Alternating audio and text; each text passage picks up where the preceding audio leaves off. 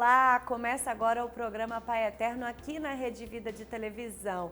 Você já participou da Santa Missa hoje? Eu acho que sim, né? A Santa Missa é um momento muito especial para estar ali juntinho com Deus e fazer as suas orações. Então, depois da Santa Missa, é claro que a gente tem o programa Pai Eterno, preparado com muito carinho para falar sobre devoção, fé e amor.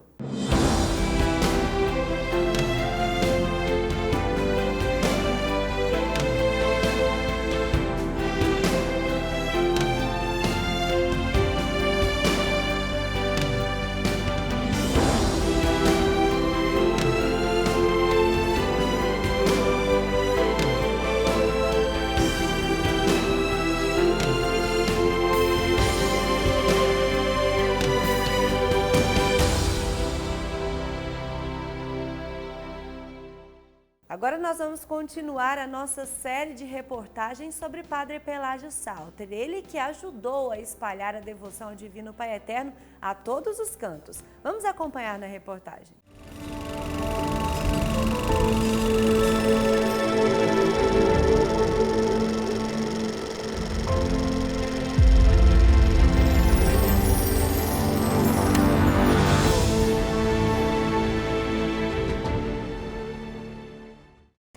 E o apóstolo de Goiás, Padre Pelágio Salter, foi um grande propagador da devoção ao Divino Pai Eterno.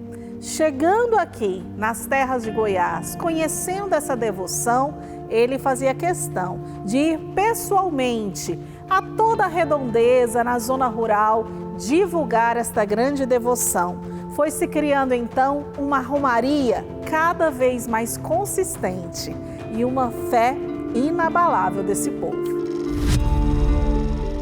Em meio às paisagens vastas e isoladas de Goiás, Padre Pelágio Salter encontrou não apenas um povo sedento de orientação espiritual, mas também uma devoção local que estava começando a se fortalecer, a fé no Divino Pai Eterno.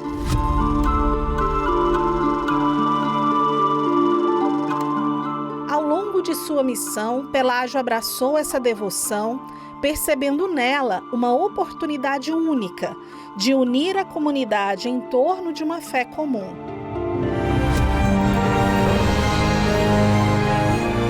Em Trindade, Goiás, ele viu o potencial da transformação que a fé no Pai Eterno poderia trazer, tanto para os fiéis quanto para a própria comunidade redentorista. Bom, eu fiz uma pesquisa sobre a Romaria de Trindade, focando na história das devoções, dos romeiros, as suas promessas, as suas peregrinações. A vida do povo goiano, ela se cruza muito com a religiosidade, porque o povo goiano é muito devoto e cruza um pouco essa história do Brasil também. Padre Pelágio, ele aparece na minha pesquisa quando eu me preocupo em entender como que a maioria daquelas pessoas que eram peregrinas, que faziam peregrinações, saíam caminhando, eles tinham um lugar onde se hospedar, né? Por quê? Porque as hospedarias das romarias, elas nem sempre tinham condições de acolher tanta gente. E Padre Pelágio se preocupou em criar as hospedagens para abrigar esses peregrinos que corriam até a Trindade, não tinham condições financeiras de alugar uma pensão, né, que a gente podia chamar na época lá das primeiras décadas do século XX, uma hospedaria, e conseguiam, né, então esse acolhimento. E o Padre Pelágio sempre com esse olhar sensível para o romeiro, né, minha pesquisa foi focada no romeiro, acolhendo esse romeiro na hospedagem. Essa hospedagem que ao longo do tempo, né, foi reconfigurando a sua maneira de acolher, hoje ela acolhe pessoas que precisam também, né, de um tratamento de saúde, que é a Vila São Cotolengo. Então a Vila São Cotolengo, ela nasceu no início com essa preocupação, com esse olhar do próprio Padre Pelágio de receber, de acolher o peregrino, de receber aquele que ia, né, corria até Trindade, até a Romaria, e lá ele tinha um lugar de hospedagem. Minha primeira Romaria Trindade me marcou também a pessoa do Padre Pelágio. E com 5 anos, meu padrinho me trouxe lá de Araguá, um caminhão, viemos para cá. Ficamos a festa inteira. Mas ao lado da matriz, aqui de Trindade, eu me lembro que era terra, ficava cheio de pobres. Como seminarista, tudo eu via a imagem dele passando entre os pobres, pondo a mão no bolso e tirando, dava uma coisinha para cada pobre, com todo o respeito, todo o amor. Essa outra figura que me marcou. Ele era um homem bom, um homem acolhedor, um homem pronto a ajudar. Os redentoristas em Trindade não se limitavam a atender os adultos. Padre Pelágio, em sua missão, foi além e direcionou sua atenção também às crianças e jovens.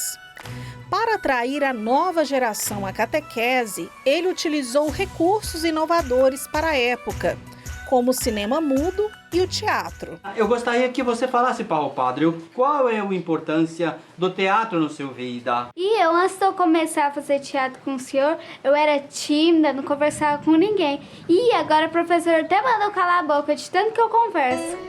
Nossa, Pequinha, tô levando uns puxão de orelha do professor, porque não pode. Também não é esse tipo de coisa. Como melhor comunicação para as coisas positivas e não para ficar tagarelando na sala. Mas é isso mesmo. Pelágio adaptava histórias religiosas em pequenas produções e encenações, criando uma experiência educativa e envolvente, que mantinha as crianças interessadas e conectadas à fé.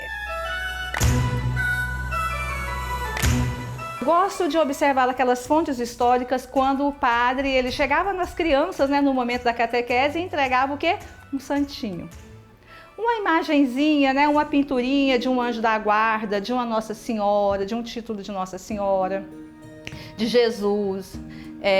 Do menino Jesus. Tanto é que a mamãe, né, ela foi também como se fosse assim uma fiel desse momento, né, acolhedora da desobriga do Padre Pelágio na cidade onde ela vivia, com os pais dela, lá na área rural do município de Guapó. E aí Padre Pelágio dava aquele santinho. Para as crianças aquilo era uma alegria, né? E eles guardavam com carinho, com devoção, com piedade. E eu tenho algumas iconografias dessas que eram da minha família, né?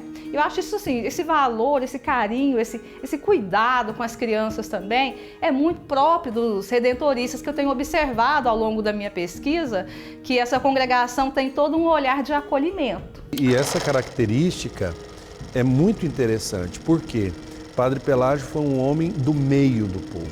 Foi um homem do púlpito, do altar, mas fundamentalmente do meio do povo. Nós tivemos ainda a oportunidade de conhecer algumas pessoas que tiveram convivência com ele. Então, o Padre Pelágio teve possibilidades de formar os marianos, que eram as pequenas crianças que se dispunham, ainda não podiam ser coroinhas, mas já rezavam como grupo a Nossa Senhora, lá na paróquia de Trindade. Desse grupo eu cheguei a conhecer o Padre Leodônio Marques de Assis. O Padre Leodônio Marques é uma vocação fruto de uma missão do Padre Pelágio na cidade de Posse, na divisa de Goiás com a Bahia. O Padre Marques foi o primeiro biógrafo do Padre Pelágio, antes do Padre Clóvis. O Padre Marques morou em Trindade, ele vem a falecer em Trindade, já idoso, e ele foi o primeiro, por assim dizer, a falar da vida do Padre Pelágio como alguém que era fruto desse labor, desse trabalho missionário que o Padre Pelágio imprimiu em tantas localidades, missões, etc.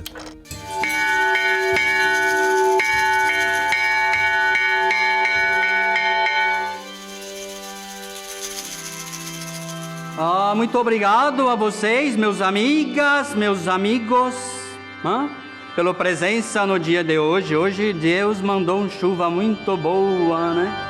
Mas muito obrigado a vocês mesmo por estarem aqui, né? E neste final de missa. Eu me lembro, hoje, se eu sou padre, eu o devo ao Padre Pelágio. Em 1952,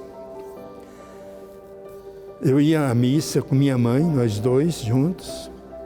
O Padre Pelágio saiu lá do convento de Campinas e atravessou na nossa frente e entrou na igreja, antiga igreja matriz, para celebrar a missa. Nós participamos da missa, só que a hora que minha mãe viu o Padre Pelágio indo para a igreja, ela comentou comigo, falou, olha, como eu seria feliz se eu tivesse um filho padre. Eu nunca tinha pensado em entrar para o seminário, né? Eu queria ser, era mecânico de avião. Esse era o meu sonho, né? Mas, a partir dali, eu comecei a pensar e no meu coração, aí depois, foi também outro fato interessante, mas mesmo assim eu não tirei da minha cabeça do meu sonho de ser mecânico de avião. Então eu devo muito àquele momento da minha mãe. Como eu seria feliz se eu tivesse um filho padre, olhando ao Padre Pelágio.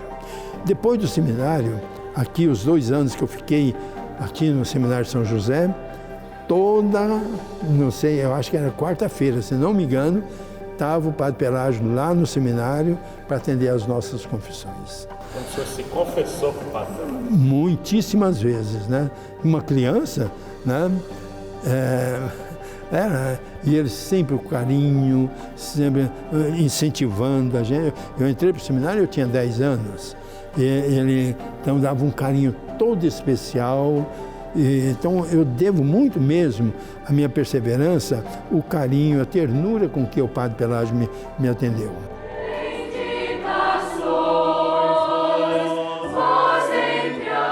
Ele começou a encher a igreja de crianças. Padre Pelágio levar uma criança, que essa criança era irrequieta, ela não parava, ela tinha problema mental. Aí, e a família segurando. Chegou a hora dele ser atendido. Então o Padre Pelágio pegou essa criança, não é criancinha não, pegou nos braços, conversou com ele e a partir desta hora ele ficou curado. Ave Maria, cheia de graça, o Senhor é convosco. Através do acolhimento aos mais necessitados e com estas estratégias de evangelizar, Padre Pelágio não apenas expandiu a fé católica, mas também preparou as futuras gerações para continuar a devoção ao Divino Pai Eterno. O cinema e o teatro, unidos ao carisma do missionário, plantaram as sementes de uma tradição que permanece viva até hoje, transformando Trindade em um vibrante centro de peregrinação e fé.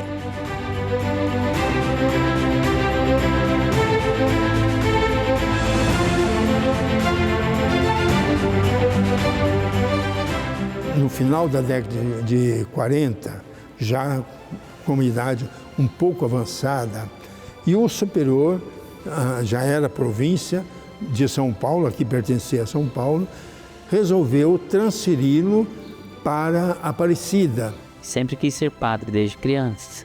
Então, nesse desejo do sacerdócio, aprendi com a história do Padre Pelágio. As pessoas virem de longe para receber a bênção do Padre Pelágio. Fui curada dessa forma, participando lá das bênçãos de Padre Pelágio.